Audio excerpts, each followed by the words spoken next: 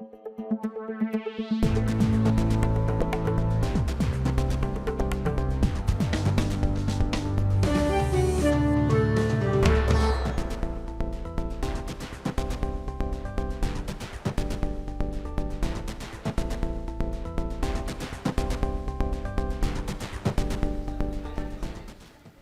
এখন জনপদে। পুরো আয়োজন জুড়ে সঙ্গে আছি আমি সুমাইরাত্রী।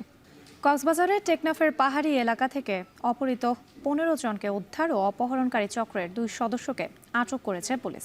দুপুর 1:30টার দিকে টেকনাফের বাহারছড়া ইউনিয়নের মধ্যম কচ্ছপিয়ার পাহাড়ে এই অভিযান চালানো হয়।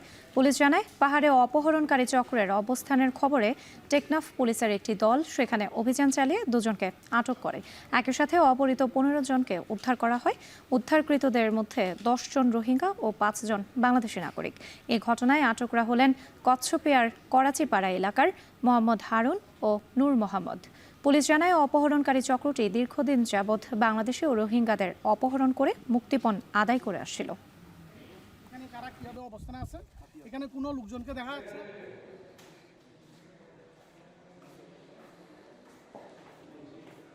দিনাজপুরের বিরল সীমান্ত এলাকা থেকে ধরে নিয়ে যাওয়া কৃষক আল আমিনকে ফেরত দিয়েছে বিএসএফ। বিকালে বিজিবি বিএসএফ এর পতাকা বৈঠকের পর তাকে ফেরত দেওয়া হয়।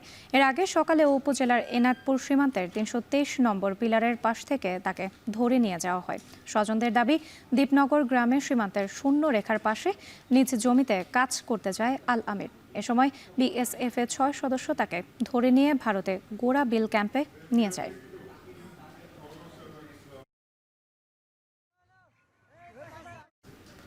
বান্দরবানের নাইক্ষ্যংছড়ি সীমান্তে মাইন বিস্ফোরণে 2 জন আহত হয়েছেন। ভোরে উপজেলার ফুলতলি আশারতলি সীমান্তের 47-48 নম্বর পিলার এলাকায় এই ঘটনা ঘটে। পরে আহতদের উদ্ধার করে কক্সবাজার সদর হাসপাতালে পাঠানো হয়। স্থানীয়রা জানায়, বিস্ফোরণে আহত আলী হোসেন ও আরিফুল্লাহ অবৈধভাবে গরু আনতে মিয়ানমারের অনুপ্রবেশ করে। এ সময় সীমান্ত এলাকায় পুঁতে রাখা স্থল মাইন বিস্ফোরণ হলে তারা গুরুতর আহত হন।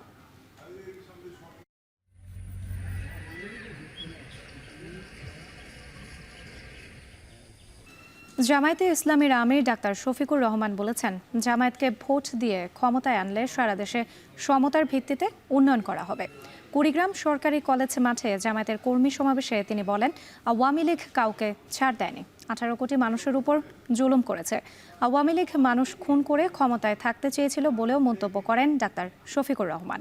তিনি আরও বলেন, 1972 থেকে এ পর্যন্ত যারা সংখ্যালঘু বলে অন্যের বাড়ি লুটপাট করেছে তাদের নাম প্রকাশ করে বিচার করতে হবে।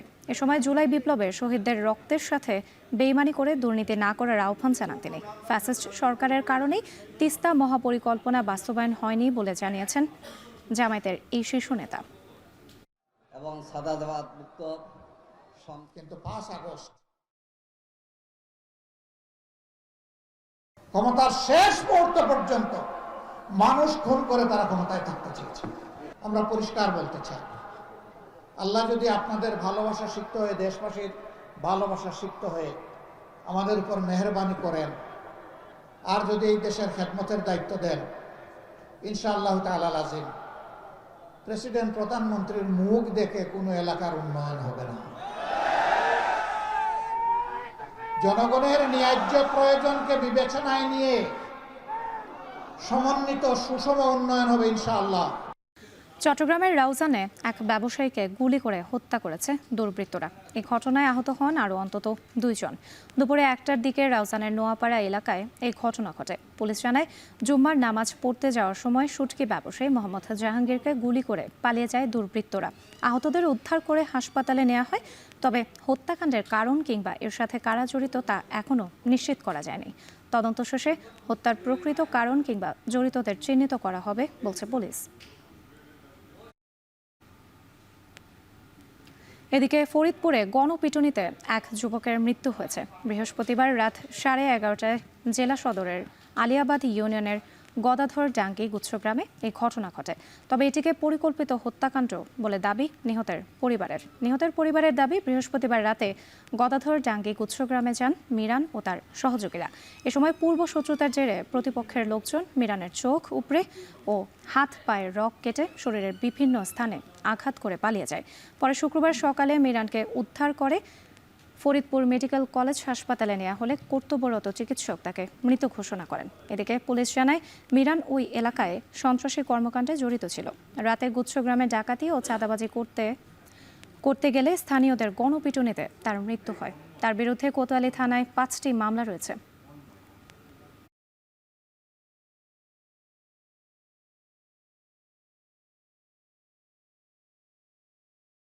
হাতে পায়ের রক কাটা, চোখ দুটো উঠে ফেলাইছে, মানে এবার আনার মরা টানছে, মানে এবার আনার পর দম ছিল না। রাইতে ডাক দিয়ে নিয়ে চেয়ারম্যানের লোকজন প্রান্ত বেশ কিছু লোকজন নিয়ে ধারালো অস্ত্র দিয়ে কুবাই জখম করে চোখ উঠে দেয়। গুচ্ছ গ্রামের লোকজন, আশেপাশের লোকজন মাইকিং করে চোর বা ডাকাত ছন্দে তাদেরকে ধাওয়া করে।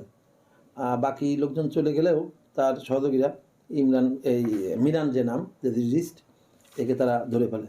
মিরানের পিসিপিআর যেটা পূর্ব ইতিহাস যেটা আমরা জানতে পেরেছি, তার নামে একাধিক মামলা আছে। সে মামলা মারামারি, চাঁদাবাজি, খুন, অপহরণ, দ্রুত বিচার, এরকম একাধিক মামলা আছে।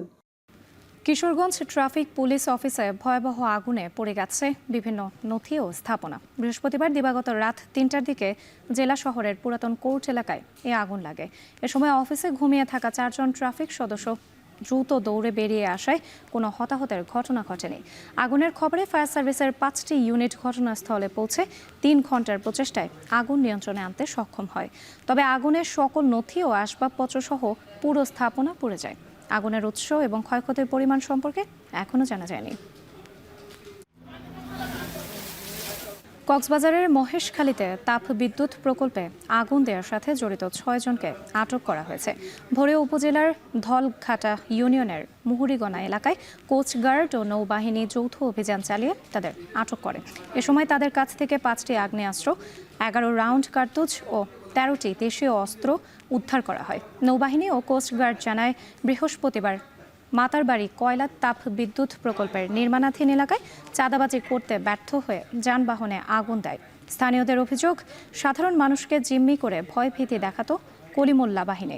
বৃহস্পতিবার গোপন তথ্যের ভিত্তিতে মুহুরিগোনা এলাকায় অভিযান চালায় কোস্টগার্ড ও নৌবাহিনী। পরে অস্ত্রসহ 6 জনকে আটক করা হয়। এখন টিভিতে প্রতিবেদন প্রচারের পর গাজীপুরের টঙ্গীতে ছিনতাই চক্রের মূল হোতা টিকটক সজলকে গ্রেপ্তার করে কারাগারে পাঠানো হয়েছে। দুপুরে গাজীপুর মেট্রোপলিটন পুলিশ বিষয়টি নিশ্চিত করে। টঙ্গী থানার ভারপ্রাপ্ত কর্মকর্তা ফরিদুল ইসলাম জানান, গতকাল এখন টেলিভিশনের সচিত্র প্রতিবেদনটি প্রচারের পর অভিযান চালানো হয়। এক পর্যায়ে টঙ্গীর পূর্ব থানার তিস্তার গেট এলাকা থেকে তাকে গ্রেপ্তার করা হয়। এ সময় পালিয়ে যায় তার বেশ কয়েকজন সহযোগী। পরে বাসায় তল্লাশি চালিয়ে 5টি দেশীয় অস্ত্র উদ্ধার করা হয়। আটক সজলের বিরুদ্ধে হত্যা, মাদক ছিনতাই ও ডাকাতি সহ 6টি মামলা রয়েছে বলে জানিয়েছে পুলিশ।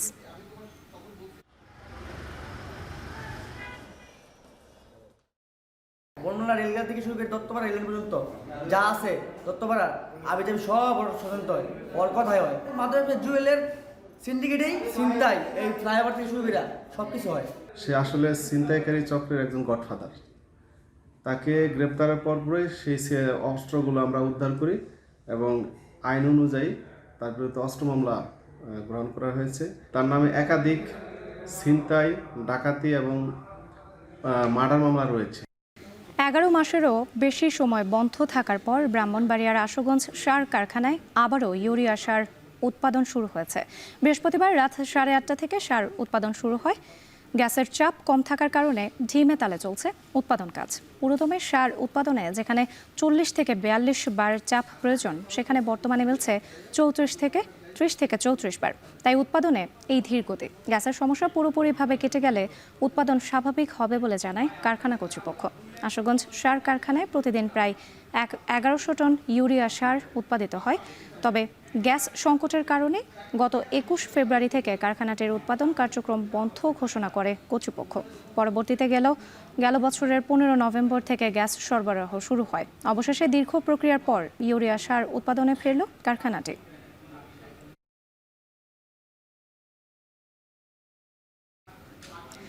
ব্রিটিশ শাসনামলে গড়ে ওঠা খুলনার রেলওয়ে কলোনি এখন জরাজীর্ণ বস্তিতে পরিণত হয়েছে। কর্মকর্তা কর্মচারীরা না থাকলেও তাদের ভাড়া দিয়ে কলোনিতে থাকছেন সাধারণ মানুষ। স্বাস্থ্য ঝুঁকিতে থাকা কয়েক হাজার মানুষের খোঁজ এখন সংস্কারের। রামিন চৌধুরীর প্রতিবেদন, ক্যামেরায় ছিলেন Helal Molla. Khulna railway colony. Rail স্টেশনের পাশ দিয়ে গড়ে ওঠা এই কলোনি প্রায় 100 বছরের পুরনো। ব্রিটিশ শাসনামলে গড়ে ওঠা এই কলোনি তৈরি হয়েছিল রেল সংশ্লিষ্ট বিভিন্ন বিভাগের কর্মকর্তা কর্মচারীদের বসবাসের জন্য। তবে বাস্তব চিত্র ভিন্ন। খাতা কলমে রেল কর্মকর্তাদের নামে কলোনি বরাদ্দ থাকলেও সেখানে বেশিরভাগ কলোনিতে বসবাস করছে অন্যরা। অগ্রিম 20 থেকে 30,000 টাকা দিয়ে রেল কর্মকর্তাদের কাছ থেকে এসব কলোনি ভাড়া নেন তারা। প্রতি মাসে দেন 2 থেকে 5,000 টাকা। আগে স্টাফরা থাকতো, এখন স্টাফরা এগুলো ভাড়া দিয়ে অন্য সাইডে তারা থাকে। এই না পাবলিক থাকতে দেয়, এখন এই যে আমিও ভাড়া দিই, ওলি চাই ওলি ভাড়া দেয়, সবাই ভাড়া। এগুলো ভাই যে কোয়ার্টার পায়, রেলে চাকরি করে, ওনরা যে নিজেকে বাড়ি আছে ওনরা ভাড়া দিয়ে দেয়। তখন আমরা গরিব মানুষ ঘর উঠে থাকি, তাদের কিছুটা জাগার ভাড়া দিই। খুলনা রেলওয়ে কলোনির লাল ভবনগুলো ঢেকে গেছে ছোট ছোট টিনের ঘরে। ভবনগুলো ঘিরে গড়ে উঠেছে শত শত অস্থায়ী ঘর, যেখানে গাদাগাদি করে বসবাস করছেন কয়েক হাজার পরিবার। যেখানে ঢুকলেই চোখে পড়বে ময়লার ভাগাড়। অস্বাস্থ্যকর পরিবেশে বসবাস করছেন প্রায় 10,000-এরও বেশি মানুষ। খুলনার 100 বছরের পুরনো রেলওয়ে কলোনি এখন পরিণত হয়েছে বস্তিতে। এখানকার হাজারো মানুষ বসবাস করছে এরকম ড্রেনের ময়লা পানির সাথে। এই কলোনির ঘরগুলো যাদের নামে বরাদ্দ দেওয়া হয়েছে তাদের বেশিরভাগই কিন্তু প্রতি মাসে ভাড়া নিয়ে সরে পড়েন।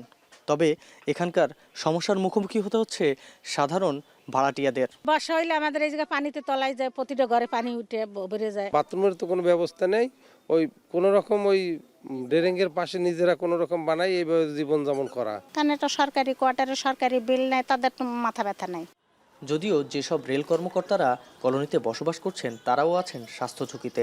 এছাড়াও এখানে না থাকার পেছনে সবথেকে বড় কারণ হিসাবে দায়ী করা হচ্ছে নোংরা পরিবেশকে। কলোনি বলতে তো পরিবেশ একটু এলোমেলো থাকেই, সেই ক্ষেত্রে হয়তো বা মানুষ কলোনিতে থাকতে চায় না। বর্ষাকালে অল্প বর্ষাতেই পানি উঠে যায়, সবাই চিন্তা করে যে একটা ভালো পরিবেশে থাকতে, এখানে থাকার মতো আসলে পরিবেশ নেই। খুলনা রেলওয়ে কলোনির বরাদ্দ ও দেখভালের দায়িত্ব রয়েছে ঊর্ধ্বতন উপসহকারী প্রকৌশলী অফিসের। তাদের দেওয়া তথ্য মতে এখানে 505টি কোয়ার্টারের মধ্যে অবৈধ দখলে রয়েছে 78টি আর খালি পড়ে আছে 17টি। যদিও ক্যামেরার সামনে কথা বলতে রাজি হয়নি সংশ্লিষ্ট কোনো কর্মকর্তা। রামিম চৌধুরী, এখন, খুলনা। শেষ করছি এখন জনপদে। এখন টেলিভিশন ওয়েবসাইটে দেখতে ভিজিট করুন www.ekon.tv। এছাড়া ফেসবুকে দেখতে ভিজিট করুন facebook.com/tv.ekon এবং ইউটিউবে এখন টেলিভিশন দেখতে ভিজিট করুন youtube.com/c/ekontv।